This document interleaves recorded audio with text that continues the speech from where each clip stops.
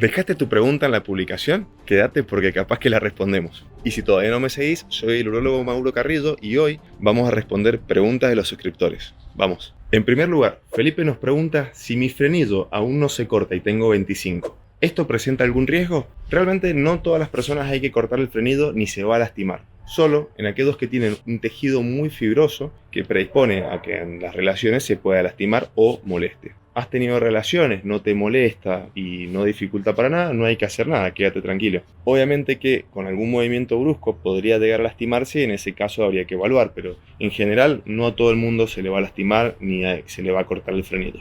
Ariel nos pregunta, ¿cómo tratar las infecciones urinarias? Cuando hay infección urinaria hay que tratarla con antibióticos. Lo cierto es, y acá préstenme mucha atención, jamás hay que automedicarse. Obviamente que cuando tenemos síntomas de infección urinaria sumados a un cultivo positivo, es decir, la presencia de bacterias en orina, tenemos que utilizar un antibiótico específico, que va a depender según el cultivo o según el medio en el cual estamos tratando o evaluando a esa persona. Algunos de los más utilizados son la ciprofloxacina, la cefalexina, nitrofurantoína, fosfomicina, entre otros. Pero es cierto que vemos cada vez más resistencia a este tipo de antimicrobianos y tenemos que ser muy conscientes a la hora de utilizar estos antibióticos. Es por eso que es importantísimo hacer un cultivo, ver la resistencia que esa bacteria tiene hacia los antimicrobianos y utilizar el más conveniente. Y jamás automedicarse, porque cada vez tenemos más resistencia, especialmente a la ciprofloxacina, entre otros de los antibióticos, por este tipo de cuestiones, ya sea automedicación o exceso en el tratamiento.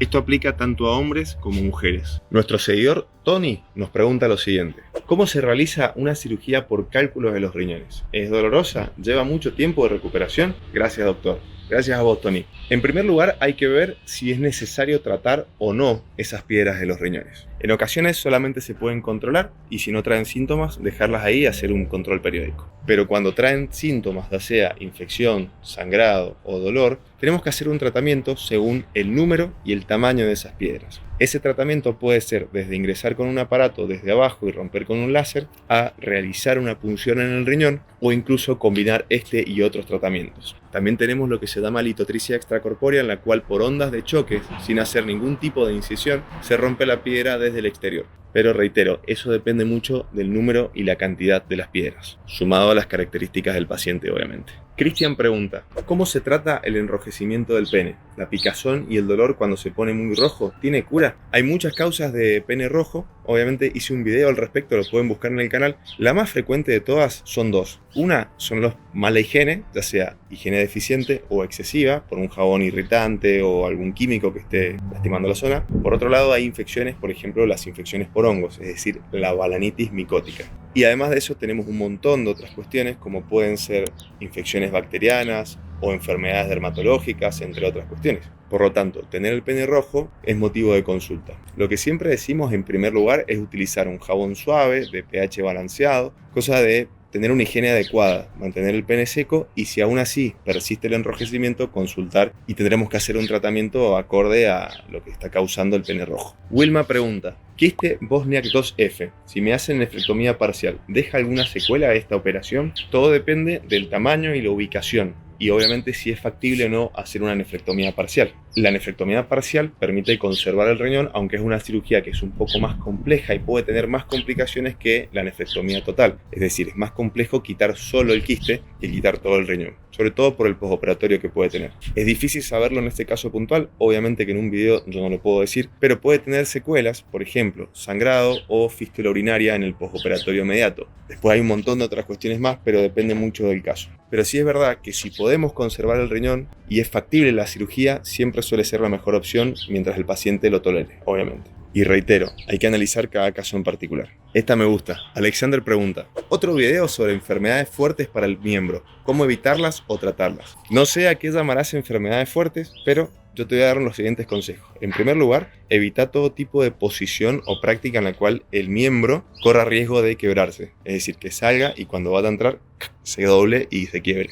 Por otro lado, si ves algún tipo de mancha o lesión que llame la atención que no estaba ahí antes, sugiero que consultes. Hay que descartar siempre infecciones y enfermedades de la piel. Otra cuestión importante, no sé si será fuerte o no, pero es la parafimosis. Cuando tenemos una fimosis, es decir, un anillo que cueste bajar la piel del prepucio y esa piel de repente queda atorada debajo del glande, bueno, eso también es una urgencia, por lo tanto podríamos decir que es una enfermedad fuerte. Y por otro lado, nada, mantener una buena pauta de higiene como hemos visto en otros videos. Marcos pregunta, ¿por qué aparecen las infecciones urinarias muy seguido? Cuando tenemos más de 2 o 3 episodios de infecciones urinarias en 6 meses o 3 en un año, tenemos que pensar que hay algún factor predisponente. Eso puede ser o alguna especie de alteración anatómica o alguna enfermedad que las predispone, o quizás tener un mal hábito, por ejemplo, prácticas anales sin preservativo. O en el caso de las mujeres, tener, por ejemplo, relaciones y no orinar después del acto. Entonces, ¿qué recomendaciones doy? Tomar mucha agua, orinar seguido. En el caso de los varones, nunca penetrar por el ano sin preservativo. Y en el caso de las mujeres, orinar después de la penetración, independientemente de la vía, porque eso hace que se expulsen las bacterias. Resumiendo, fomentar todo tipo de práctica que favorezca la eliminación de la orina. Por lo tanto, si uno retiene la orina, se predispone más a las infecciones. Obviamente tenemos que descartar otras enfermedades como son piedras en los riñones, problemas de próstata, entre otras. Y de vuelta, tener infecciones urinarias a repetición no es normal y hay que buscar una causa. Antonio nos pregunta que en una pareja gay, uno de los dos no puede lograr excitación, o mejor dicho, logra la excitación pero no logra eyacular. ¿Qué podría ser? La eyaculación retardada es un motivo de consulta cada vez más frecuente. Independientemente del tipo de práctica o del tipo de pareja, hay un montón de factores. Algunos pueden ser estar muy estresado, ya sea o por estar demasiado pendiente en la relación o al revés, quizás estar desconectado. Por otro lado, los hábitos de autoestimulación también influyen, porque si una persona se acostumbra a la estimulación propia con la mano, esa presión que ejerce la mano a veces es difícil de ejercer con otra persona. El consumo de contenido para adultos, es decir, la pornografía, también puede afectar negativamente en estos casos. Obviamente hay un montón de otros factores, pero si esto persiste, siempre está bueno consultar y tratarlo. Germán pregunta por el famoso caso de John Bobbitt. Yo la verdad que no lo conocía, lo tuve que googlear, y justamente John Bobbitt tuvo una amputación del pene y bueno, puede pasar, hay muchos reportes y en ocasiones hay reportes de que se vuelve a reimplantar con una moderada o buena función posterior. Obviamente que cuando tenemos una lesión del pene se podría intentar eso si es que está disponible, y si no, hay cuestiones como por ejemplo se puede hasta hacer un neófalo. Lo primero es parar la hemorragia porque es un órgano que puede sangrar mucho si se lastima. Iván pregunta, ¿en qué pasos o procedimientos consiste una consulta rutinaria con el urólogo? Todo depende si hay síntomas o no hay síntomas. Si es un control, sencillamente es primero un interrogatorio, según el interrogatorio un examen físico que puede o no incluir un tacto rectal en varones de más de 40 o 45 años, y después pedimos estudios según lo que creamos conveniente. Si es un control de rutina, generalmente pedimos el antígeno prostático. Respecto a la consulta cuando hay síntomas, obviamente el interrogatorio, el examen y los estudios pedidos va a depender de esos síntomas. Por ejemplo, si vemos una lesión en el pene o hay sospechas de piedras en el riñón o de infección urinaria. Pero en general siempre lo hacemos en un ámbito confidencial y respetando al paciente, tratando de tener empatía y entendiendo cómo algún problema puede afectar su salud. Siempre con respeto. Esta es buenísima. Martín pregunta, si realmente con el Jelkin crece el miembro o son puras mentiras. Bueno, respuesta, son puras mentiras. No hagan eso, pueden hasta lastimarse, no hay evidencia científica y nada, no hagan todo lo que en internet.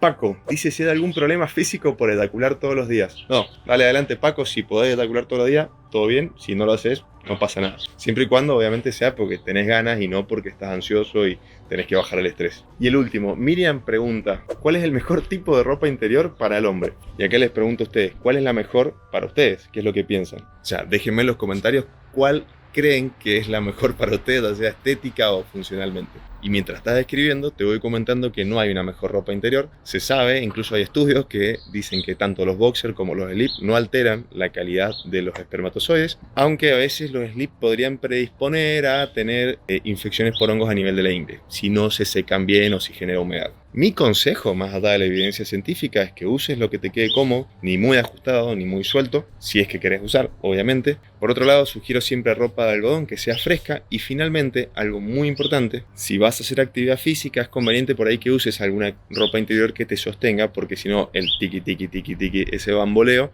puede molestar y hacer causarte dolor. Y me imagino que si llegaste hasta acá, ya te suscribiste al canal, porque te va a aparecer un video acá para que lo veas, pero antes suscríbete y déjame un comentario. Nos vemos en la próxima.